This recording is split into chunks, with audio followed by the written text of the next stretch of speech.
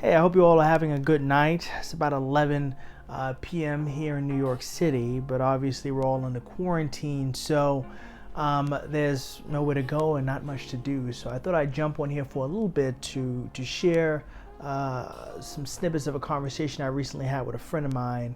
And our conversation was really about Roger Goodell, who's the commissioner of the NFL, who recently came out and said that the NFL was in error for not supporting its players who were at a point in time driving a campaign to bring awareness to police brutality. Obviously, Colin Kaepernick being the more famous of the players who would kneel during the anthem and during points of the game to drive that awareness.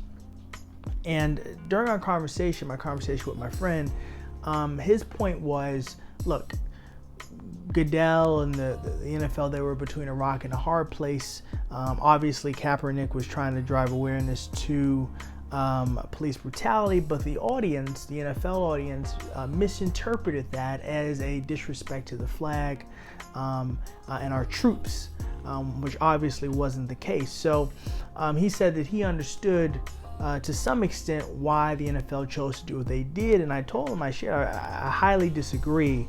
As a matter of fact, I think to make such a decision was very short-sighted from a leadership perspective, because obviously there was this huge misinterpretation, and I think provided that misinterpretation, that gave the NFL a golden opportunity to stand with Kaepernick, to stand with those players, to act as a microphone, right, and give greater voice to what they were really talking about, the issue they were really trying to shed light on. And that would have done a lot of good, I believe, to ease a lot of the tension around the kneeling, to ease a lot of the tension around the protest.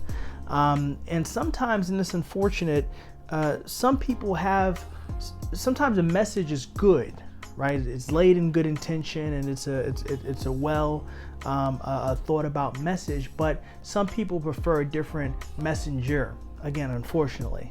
So I think if the NFL early on would have supported Kaepernick, and whether Goodell or someone else in the NFL would have shed extra light on it, whether through a video like this or the video Goodell just did, I think, again, it would have eased a lot of that tension, and ultimately a lot of the poor decisions that were made could have been avoided, right? Because, you know, look at the video that just came out.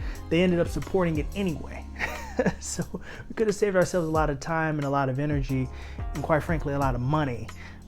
So ultimately, I'm glad to see that the NFL has kind of turned the other cheek. Obviously, some people are kind of scratching their head around why that was now with a lot of the protests around George Floyd.